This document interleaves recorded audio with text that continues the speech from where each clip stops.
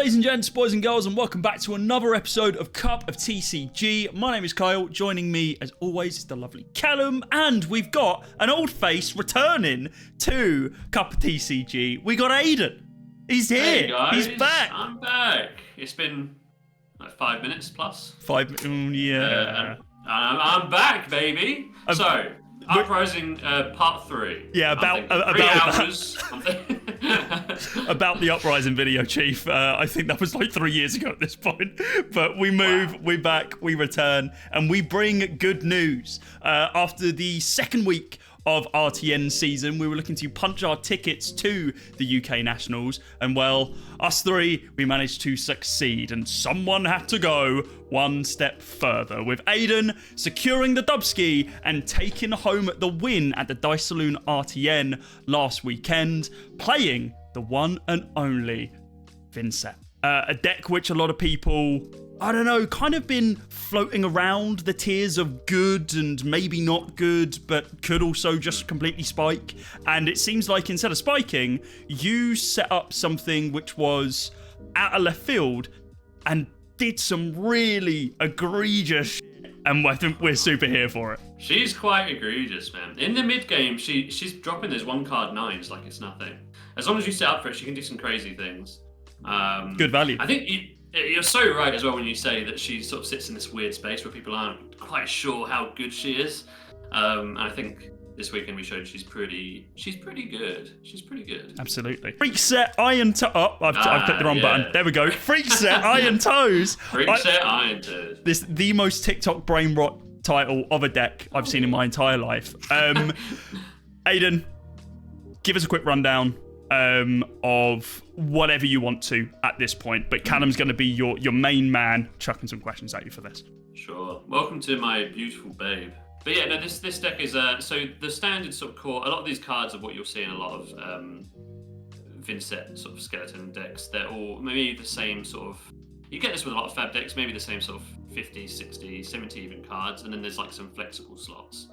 But I'll start with the equipment, if that's cool with people. Again, most of the equipment here is exactly what you want. Now, Cop is a good one to start with, actually, because it's actually a little bit different. Or that is to say, Cop and or Phase Perg are the options in this slot.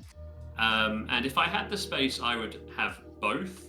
But I needed a more transformative sideboard, and I needed more sort of main deck options. So I had to only run one headpiece. And for that, I chose Cop. And my simple thinking was that Phase Perg in testing for Vynnset, I only really managed to get the discard effect off 25-ish% of the time, not very often. And with Vynnset, you very often will have one attack or one non-attack, and you'll be praying to draw your other one. And with Vynnset, her hands, when they don't function, really don't function. Like, she's not like Viscera, who can be like, well, my hand's not great here, I'll become and get Read the Runes or something. Like, Vynnset goes, I'm taking one blood there, dude, and then I'm passing. like when she drops her spinning plates, it's really bad. So I found Facebook just not really worth the risk, especially since we're in a meta that's very 0 for 4, 0 for 3, 2, 3, 4, right? You don't ever really get the Phase Perg, I blocked 7 of your 7 and I've made you discard. And Aurora's popular as well. She has instants that she can respond to the Phase Perg trigger. There's a lot of things that make Phase Perg a little bit rough for Vynnset right now. So I just chose Cop, which is never, a lot of my deck is trying to raise the floor on Vynnset. She's already spinning a lot of plates, and Cop is one of those things that is reliable and raises the floor on the deck. If you need another blocking cards on an explosive turn, you can sink your arsenal, and now you've got 3 additional block. Or if you don't draw, like I said, one of the aspects of the hand you need, you can try and cop into something else, etc., etc. I think, like you said, that's a really important part of Vynnset, is that she is trying to sculpt very specific combinations of cards, whether that be Malefics, Runegate attacks, Deadwood Dirges, maybe you're looking for a Succumb or, a Cull or something like that. And Exactly. Phase Perg sometimes asks the question of you to kind of pull apart that hand that you've been sculpting in a way in which isn't favourable for you, right? So Crown of Providence gives you the freedom to do that a little bit easier. Plus, like you said to me on the day, like Vynnset, she doesn't Arsenal very well, right? You don't really want to Arsenal a lot of the attacks in your deck because the benefit of them is playing them from Banish, not from your Arsenal. So being able to Arsenal a spare Runegate card and just send it back to the bottom of the deck for later converts your cards a little bit better. Absolutely. That way. Yeah, perfectly said. Yeah, exactly my thoughts on the situation. So I would say Cop. If I had the room, I would put Face Purg in and just bring it in for, you know, Azaleas and Guardians and these sort of old world blues decks that don't really exist anymore. But I think generally Cop will be more useful most of the time. Yeah, and a meta with a hero like Levia or KO or something like that, Face Purg is a little bit easier to use and stuff like that, right? But exactly. At the moment, you know, especially with like Assassin everywhere, Crown of Providence is still doing work. Exactly, yeah. And then for the rest of that equipment there, it's pretty ordinary. I would say like Tunic, Grimoire Flail, Creepers, and Quill Hand are sort of your standard array of equipment. And the only other things I'd change is I don't know if you want to go to sideboard equipment now. Might be worth it while we're just talking about equipment. Yeah, Dyadic is just for the blocking matchups because Tunic really is only for Creepers and Creepers is only really for defensive matchups. So you don't really need the resource and you just need more blocking points to stop mum triggers for Syndra or CLV stuff for Aurora or Snatches and stuff like this. So on the day you said you played mainly into decks like Viscerai and Aurora, right? So yes. Would you say you presented Dyadic across the course of the event more than you did Tunic? Yeah, I did. Yeah, actually, I think I only brought it in for the Jarl, which I faced twice. I think in every Runeblade, I just brought in the Dyadic. For Viscerai, I could maybe see keeping Tunic around. After playing that matchup a little bit more, I think it actually plays differently to how I had it in my head, if that makes any sense. And I could find space and time to bring in Tunic, but really, funny, Dyadic. As Viscerai throughout the event, I think I presented Dyadic nearly every game. I don't know what it is. Right? I just wanted the 3 life on my chess piece more than I wanted the Tunic on the resource. Exactly. Which sounds odd for like say these Viscerai decks have wanted to sort of float Tunic and swing Reaping Blade, but I just wanted the HP. I know I'm the bright and shiny Runeblade of the trio here, being an Aurora player instead of shadowy Viscerai and Vynnset. But same, I'm pretty sure I bought Dyadic almost into every single matchup, maybe Tunic into one. Wow, actually thinking about it, did I bring Tunic into a single game that weekend? I don't think I did. I think every single matchup actually was Dyadic, just because the block was too good. Yeah, it's funny, I was on that's crazy.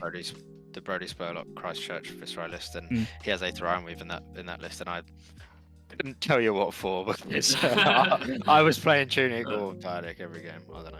Yeah, I'm pretty sure I didn't bring Tunic in once. So yeah, Dyadic Carapace. If you don't have one and you want to play Runeblade, buy this fucking card. Yeah. Another piece of equipment, Ebonfold. I forgot this card existed until we were talking about it because you're putting it in your list. Why is this here, Aidan? Ebonfold. I don't know what it does, but it says Spellvoid 2. This is textless, it just says Spellvoid 2. So real. I've never activated the ability. Fair enough. I mean, you might. It's a bit like Skullhorn, I guess. But it is literally Spellvoid 2 and it's literally just Kano insurance. I think you have a similar thing, Carl, probably with Shock Charmers. Yeah. Although they are a lot more of an ability. But it's one of those things where if you go against Kano, you have AB4, you have Spellvoid 2. You're in a pretty good spot. Exactly, yeah. I mean, you have like 6 blues, so you'll draw 4 reds, but you do have AB4. So yeah. you can pitch those 4 blues and you can mitigate 4 damage and be like, I've just turned 12 damage into 4 block. Let's go. Which isn't great, but I suppose into a Kano, you kind of need it in those like do or die situations. And Spellvoid 2 from personal experience over that weekend as well, very, very strong. Super important. Yeah. Kano's worth respecting. Yeah. You can never count him out, really. When you do, he'll get you. Like that's simply how it works. We saw Flail earlier. Reaping Blade, we talked about this in kind of the pre-deck as well. What was your main reasons for bringing in Reaping Blade? The rise of Verdance was one thing. Like she generated a lot of traction in the last couple of weeks. Like she went from basically a non-hero, as far as I'm aware, to sort of winning a BH and then really performing well on stream as well, like 5-1, 6-1 performances. and she's a very bad matchup for Vynnset. If you have 2 skilled pilots, it's very Verdant's favoured, this matchup, and it sort of gives you a tiny edge into that matchup. So yeah, Verdant's and any CYB deck, new and Jarl. What we've come to find in the last couple of weeks of RTN format, and like Aidan said, these like battle hardens and callings, is some of the easiest ways to tackle these decks that do lots of small increments of damage, like Syndra's Flicking and Viscerai's Rune Charms, Vynnset's Rune Charms, etc., is life gain, because it's not efficient to AB, it's not efficient to like you say, it's pitching blues to AB just doesn't feel great, right? And there isn't really a way to prevent the Syndra flicks. So if you can heal your way back out of that damage, then you mitigate a lot of what these decks are trying to do. Exactly. But Verdance is real, and like I say, Reaping Blade also came in handy because you played against a different flavour of Count Your Blessings deck. So absolutely, it worked wonders in that game as well. It really, really carried that game. I think I would have definitely lost without it. So Jarl is also playing like Fruits of the Forest and stuff like that, right? So it's not just the Count Your Blessings, I guess. Yeah, exactly. But yeah, that's the equipment suite. The only one that's not here is Grasps, and it's again just a space thing. I think basically you abuse Cool Hand so well that even in the matchups where Grasp is good, you're kind of like having the security blanket of Cool Hand to pop whenever you don't have Malefics out. It's just too great, and it's not just 2 value for Vynnset. It's 8 or 9. Yeah, exactly. You play the 2 Rune Charms, and you play a Blood Debt that you otherwise wouldn't be able to play out. It's at the very least 3 if you think about the Blood Debt damage you take. But again, like I said, it's one of those things that you're raising the floor of the deck. You have enough spinning plates, so have an arms equipment that will just save you if you need it. Rune Chants are resources for Vynnset, right? So gaining 2 Rune Chants is the equivalent of gaining 2 resources as well, right? So it's 2 offensive value, it's 2 resources, and you're not playing the blue base to support a card like Grasp of the Alt-Knight anyway, so you might as well have that extra block value in your chest piece, like we spoke about with Diadic, than on your arm slot. So yeah, I mean, I was playing Vynnset not too long ago, and I don't think I had Grasp in the list either. It's just never seems worth it. Yeah, that's exactly it. It blocks 3 is exactly the only justification for Grasp. The usability you won't really use. Even like you said about breaking the combat chain, it's like you have to be smart with when and how you break the combat chain in Vynnset as well. Like sometimes you just have to keep it open to get a Deathly Whale second trigger or something. You can't afford to close it for Grasp. So it's basically just to stop mum triggers and just have another way to try to stop snatches and stuff. But I just don't think it's worth the cost of losing that instant 2 Rune Chance to save a bad hand, or even pop off on a crazy hand. If you have like Succumb, Cull, start turn, Runegate Banish, another attack in hand, you can launch all of that together against something like Aurora, and Cool Hand actually translate that second attack. So absolutely, yeah, there's just no room for Grasp. Yeah, for sure. So you spoke earlier about somewhat of a transformative sideboard, right? I think we've seen this a little bit with Vynnset lists recently. You've got 8 open slots out of the main deck, right? So you've got a lot of the stuff that you tend to see in these Vynnset lists, like you spoke about. You've got your Dirges, you've got all your Runegate attacks, loads of Deathly Whales, which everyone's probably used to seeing by now. What are the game plans for the sort of transformative sideboard that you spoke about? Yeah, so the very base principle for the sideboarding playing is like when you are on the defensive, so against Auroras and Syndras and stuff, which is honestly where she plays best, to be honest. That's why she has a spot in this meta. You bring in your defensive cards here, so you bring in the 8. It's like 6 or 3 Haunting Edition, 3 Reduce, and then 2 6, and then that brings you up to 6 here. I think 8 is probably the right number for DRX, because even in those matchups, you don't want to overclog with DRX, because there's a chance, especially in the late game, maybe not with Aurora, but with something like Viscerai or something, where they can or will try to block you out, and then if you draw into a hand that just is DRX, then you can't convert it. And so you just need the right amount of DRX, and I would say 8 to 9, no more. Otherwise, you will just draw dysfunctional hands. Is there a consideration to play Shelter, the new card from the Hunted, over Sink Below here, or do you value the hand fixing on Sink Below? Yeah, it's tough, and obviously I don't own Shelters, so I have this bias towards what I do have.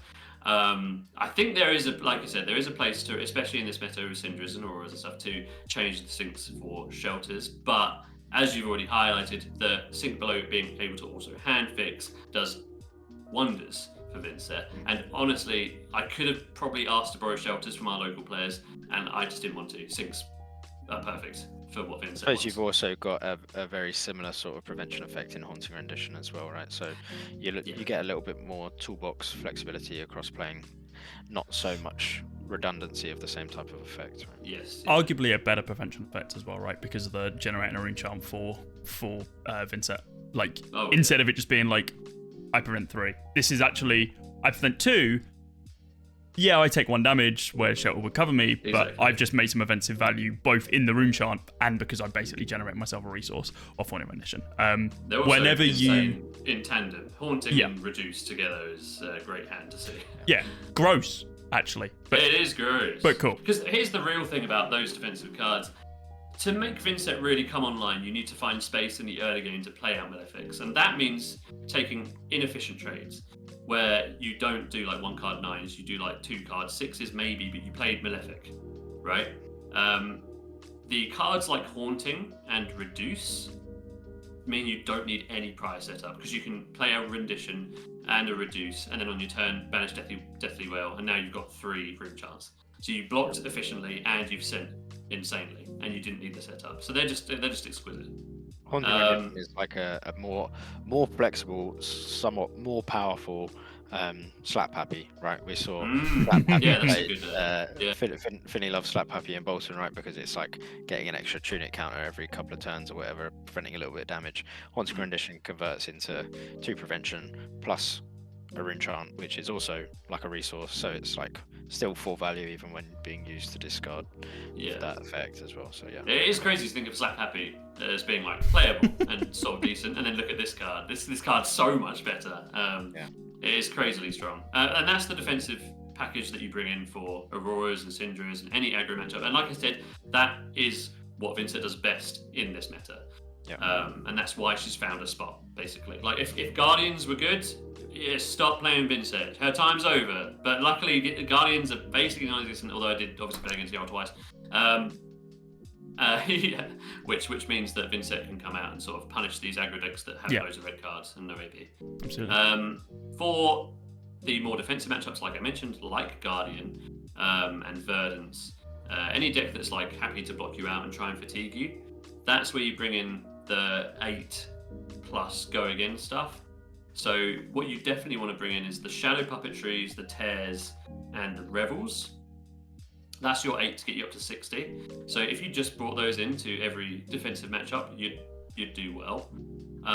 It's absolutely fine in those defensive slow matchups to go up to 61 or 62 to include a Rune Blood Incantation or a Read the Runes. Because you're playing for a kind of a long game here where you just want efficient turns, and having 61 or 62 won't alter that maths at all. Against aggro decks, you very much want to see your 60 to be the D-reacts and the 1 attack per hand, but in these longer matches, I'd happily go over to have more auras and more ways of making rune chance. I'm pretty sure I never saw this card before. Like, I saw you playing games this weekend. I was like, what? I was like, what the hell is that art? Like, usually I can pick out art and be like, oh, it's that. But I was like, dude, I don't think I've ever seen that big gripper on a card art before. Like, what is going on? It is a gripper, man. Yeah, quite the demonic claw. That's how I feel about 90% of Bright Lights. Yeah, really. Yeah, very true. 90% of the cards from that set, including Majestics. God. Tear is. I mean, like, if I was going to do a quick ranking of the go again sources, Tear is the worst in the deck. And it's like a necessary evil because it is a shadow go again source, and you need an amount of shadow and you need an amount of go again. I'm not a Morvian Skies believer, which I know like the Vynnset players struggle with back and forth of like adding Morvians, taking out Morvians, adding Morvians, taking out Morvians.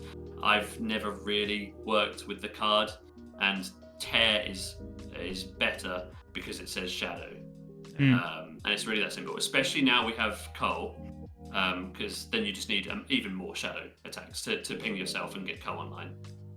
We had this conversation last week, right? Of like the debate between Death from the Portal, Morbid Skies, and stuff, right? And we come to the conclusion that Morbid Skies is very good against like aggro decks, right? That don't want to block you, so they probably won't block you, and then you'll get your Morbid Skies on hit and stuff. But the point is you're not playing your go against sources like Morbid Skies into aggro decks because you don't need to. Exactly. You don't want to force them to block because you want to leverage your value defensively with the defense reactions and haunting rendition. So Tear from the Portal is kind of like that way to guarantee damage in, with it being that shadow non-attack, but also your attack was probably going to get blocked anyway because you're against a deck that likes to block you. So Morbid Skies doesn't actually get you any extra value aside from just being a go against source. So might as well play the flexible one. Completely agreed. There's also like Tear can target Funeral Moons and Coals as well to give them go again, because it is just red action card, and you can find some odd lines with that people don't consider or think about. So the card has some decent flexibility. But as you said, I do side out into aggro my Shadow Puppetries as well, which I know is sort of like a mainstay of Vynnset. It's just you don't want to be keeping cards that utilize Shadow Puppetry. I'd rather have a blocking card in that turn and then just send the attack on its own. The only go-agains I keep for aggro decks are Succumbs, because if you can keep Succumb against like Aurora who doesn't have AB and then play it off your attack, you don't even have to go again into anything. If they still have Grass up, I wouldn't swing the Flail. If Grass is somehow down, I would swing the Flail. If I've made Rune Chance with Black Malefic, I'm not swinging the Flail. The main thing about Succumb is that it lets you look at their hand and junk it up. And for Aurora, it's a very real world where you remove a card and you junk up the hand. It's definitely happened in our testing. Real quick, why did you choose Auroras with no AB there, huh? Why did you call me out just straight there?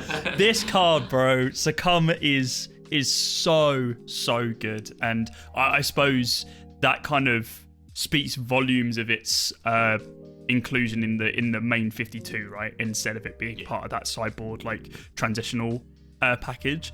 Are there matchups where you're not bringing Succumb into the matchup, or is this always just like it's always in? All the time. Yeah, I mean, you against defensive matchups, they're probably not going to let you leak Arcane. It does happen, but you shouldn't bank on it.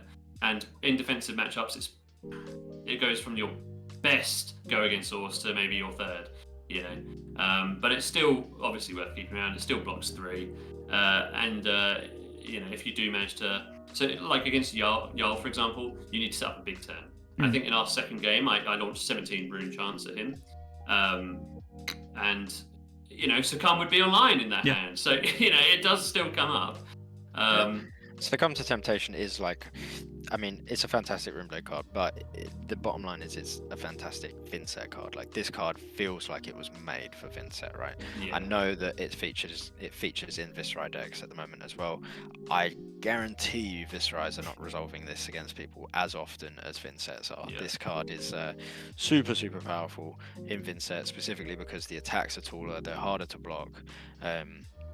Really great card. And like you said about like the go against sources like Shadow Puppetry and stuff, if you're going to be paying life into Vynnset to maybe get your Shadow Puppetry, your arcane damage through, then what you're going to go again into, you're going to swing the Flail, you're going to take another damage. It's like all of a sudden you start leaking too much damage, especially against an aggro deck. You'd almost rather just block with the extra cards and send a 1 card 8 or 1 card 9 exactly. or whatever, right? So, yeah. And then it's Machinations as the last go again in the main deck, which never comes out. This one is another one that, from what I've seen, people aren't using, and some people use Morvian in this slot. And that is maybe a wee bit crazy to me. Maybe I'm a big Machinations glazer, but this card blocks 3 and it's blue, and it gives go again. And I can say for sure, in both Armories and in my top 8 game against Jarl, Machinations with Overpower in the end game wins games. It really does. Overpower, good.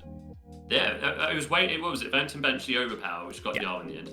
Yeah. And I did have another thing afterwards, but you'd be surprised at how often that does happen. I did it against Ira at the Armory only a couple of weeks ago as well. Yeah. The exact same sequence. It was so funny. I had one of my games, one of my Viscerai mirrors in the Swiss of this RTN. I had my final action of the turn was a drawn from the Dark Dimension, and I had drawn Machinations off the top, which is arguably probably one of the worst cards in the deck to Arsenal as Viserai. But I Arsenal it because, you know, what am I going to do? IP myself? No way. So I play it at the beginning of like a following turn, just as my non-attack action to start getting my rune chance generated with Viserai. I play a rune flash for 4 go again with a hand that really doesn't want to be face perked. But guess what? I can't be face perked because my rune flash has got overpower. Oh, So he can't give me 2 cards on the face perk. So I'm like, what are you going to do? It's almost like I'm landed.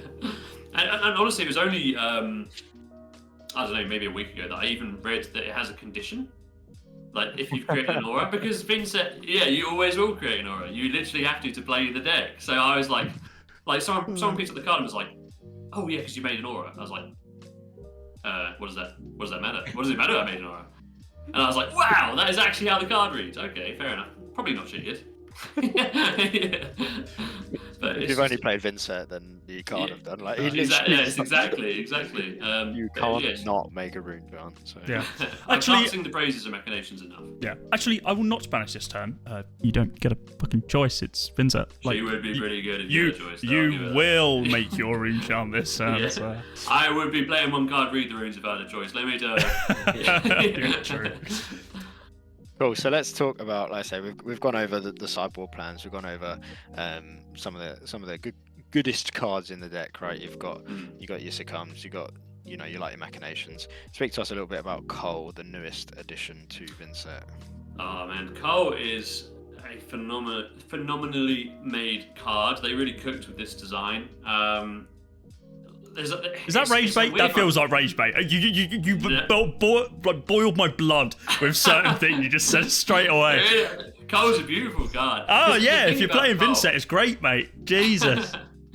The thing about Cole is like, there's a risk factor. Well, maybe not a risk factor to Cole, but there's a lot of times where Cole baits you into lines in your head that in reality aren't worth playing out, and it's dangerous for that. Although it's a complete me issue. You know, I'm the one looking for these lines, but I feel like it insists upon itself. You know, like the Godfather movies. Good Family Guy reference. Fantastic Family Guy reference. Yeah, exactly. What can I say? But it does block 3, and also you can do things with it very similar to Succumb in, say, the Aurora matchup as we've been talking about. Yep. But you know, if you know they haven't got AB or they're going to take rune chance because they're trying to race you, you can keep a Deathly Well and a Cull, and then when they take that damage into your Deathly Well, in reactions you can flash in Cull, take the damage yourself to make an additional rune chant from your Deathly Well at the end of the turn, and also strip a card from their hand. Now it's not as good as Succumb because they get to choose the card, but it's still, disruption. It's still very effective. Yeah. And like I said, it also blocks 3, and against defensive matchups like Guardians, it is the primo card to try and stack multiple of in your banish zone. If you can even get 2 Culls in your banish, and then on the turn you want to go, you Cull, banish 2 attacks from your hand. Now your Guardian player has half a hand to block out your insane turn with. It really has this cascading effect if you can stack multiple. So it's got angles into aggro decks, it's got angles into defensive decks, and it blocks 3. What more can you ask for in this card?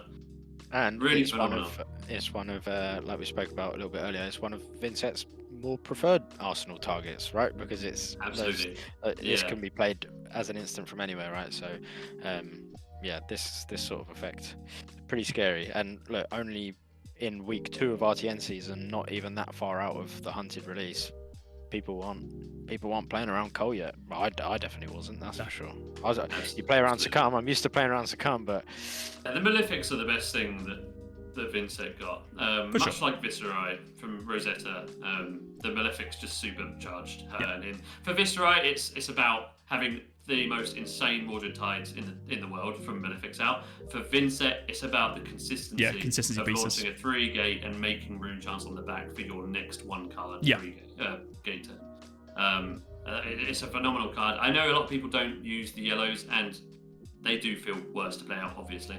But I just think it's a necessary evil. Because like I said, my point of this deck was to raise the floor. I'm not trying to do crazy things. I'm not trying to play 3 Requiems and do some insane eloquent stuff and really high roll people. I just want a consistent game plan of, block 9, send 8. Block 9, send 8. That's what I want my mid game to be, ideally. Malefics have done an absolute wonder as like a consistency piece for for Vynnset and as a consistency piece or an enabler for a different type of deck for Viserai, right? So before Malefic Incantation, Viserai struggled to play into a Warmongers. Now you play into Viserais that can actually send 3 chain links and a sword against you after you resolve Warmongers against them, which is, as a Viserai player, I'm not going to complain about it, but it's pretty powerful, that's for sure. Yeah, Rune Ranger Swarm's pretty good with Malefic, innit? Rune Ranger, Storm and Gloomveil. Cheers, mate. Much appreciated. Nice. That is good. So the only other real question I've got on the deck, because like you said, we've gone over most of it now, is I know this might sound crazy, but only 7 Deathly Well. It's a weird number, isn't it? Yeah. It's I didn't want too many of the blue one, because I run Tear Through the Portal. That is pretty much the main reason. When I side in Tear, I don't want too many non-red RuneGate cards. Yeah. But I do want just more than 6, because Deathly Well is the bread and butter of this deck. Yeah. It is the primo RuneGate that you want to send, because it sets up your next 1-card play. So you just want to be sending them as much as you possibly can. And the blue one is still a 3 for 5 or a 3 Still for a 6, breakpoint. Still and the unseen value of giving you rune chance for your next hand is an impossible number to put maths on, but it's priceless. It's really the best And you thing. find Widespread Annihilation easy enough to resolve that it's better than the blue Deathly Wells because of the I see. Yeah, exactly. I see Annie as a number that sometimes gets cut down to maybe 2, and I totally get that RuneGate 4 is the hard one to raise up to, but I have 7 Deathly Wells and 6 Malefics. I have a more rune chant gen than the average Vynnset, I think. So I found that Widespread Annie rarely clogged. And if it is your only attack in your hand, you can pop a Cruel Hand for it. Especially if you've got Malefics on the board. As soon as you've got Malefics on the board, you can feel less bad about popping a Cruel Hand, because you've got insurance. And also, I suppose, like you said, you play into an aggro deck that's not going to bring AB into you, like Syndra, like Aurora, like some Viserais, right? You can give up your Cool Hand. They can't convert their full hand defensively against Annihilation because it is only coming in for 6, right? So, what they're going to do, block 12 on a 6-power card, then might as well block 6 and lose a card. So, Annihilation alongside Destruction, really, really great disruptive effects for Vynnset. I think she's really carving out this sort of space for her as the disruptive Runeblade, right?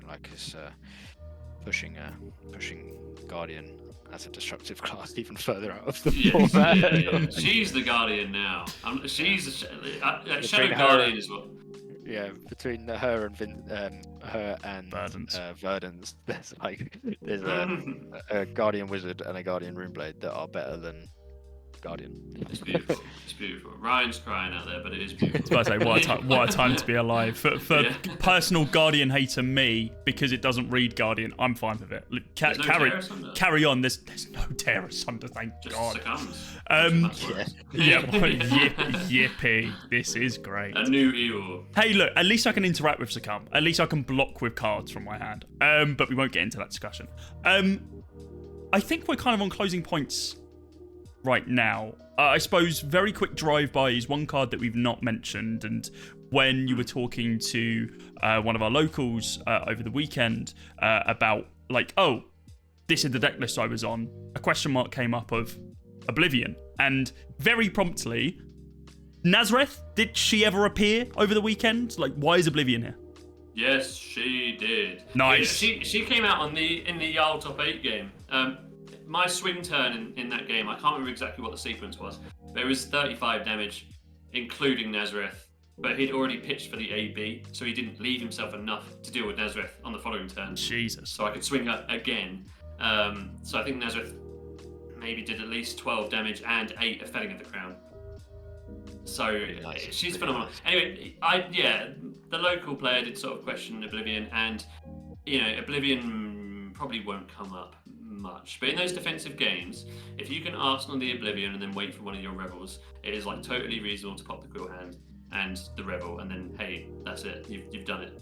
There she is, there she blows. It's very not impossible to get out Nazareth.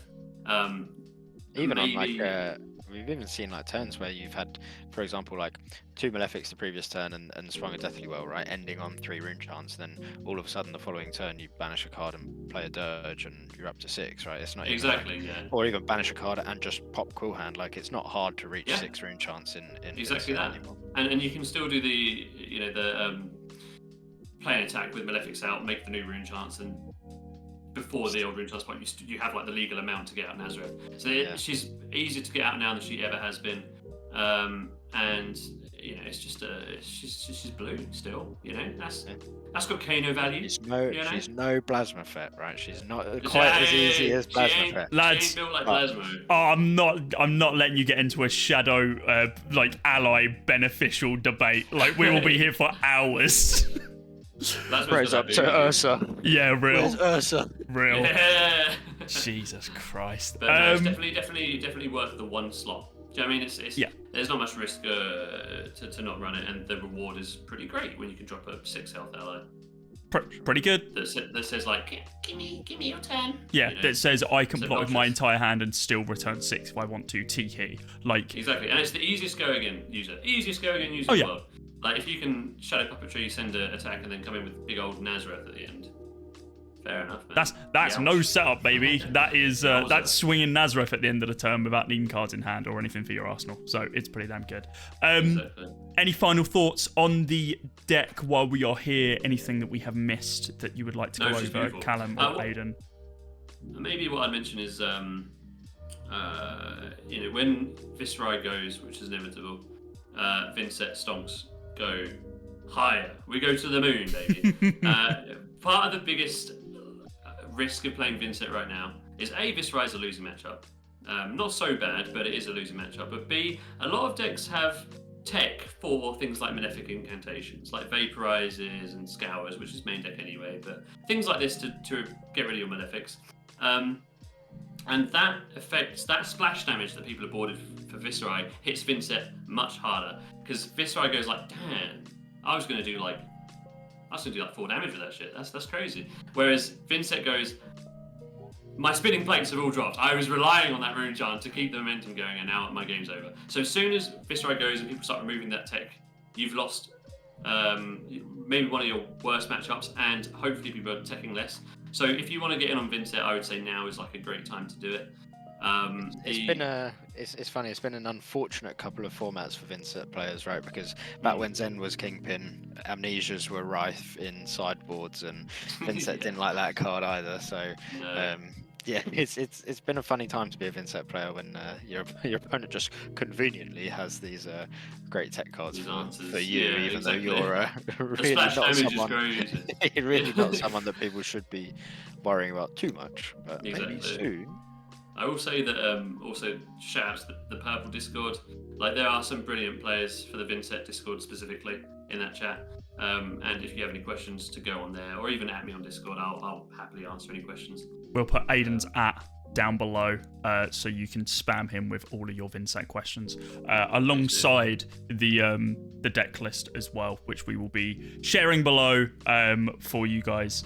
I don't know if we'll get sideboard guides in there, just because it's a lot of work to be able to transfer them over from one deck list to another one when it's a little bit more public, because I'm sure, Aidan, you're going to be working on this one, and keeping it up to date is difficult. So we'll do our best. If not, hopefully this video has helped kind of break down at least some of the overarching game plans and the things that you would bring in and out for your RTNs. If you're going to be taking Vynnset and you're going to be using the Freakset Iron Toes build, then oh boy, let us know. No, you're keeping it. It's absolutely it's something more busy. Definitely saying that. Let us know if you are going to be running this one. We'd be really, really interested to find out how you did at your RTNs. Thank you very much for watching. Like, comment, and subscribe. We are pushing to 600 subs, and hell, we're going to try and push for 1,000 as quick as we can. Thanks for watching. Best of luck in your RTNs.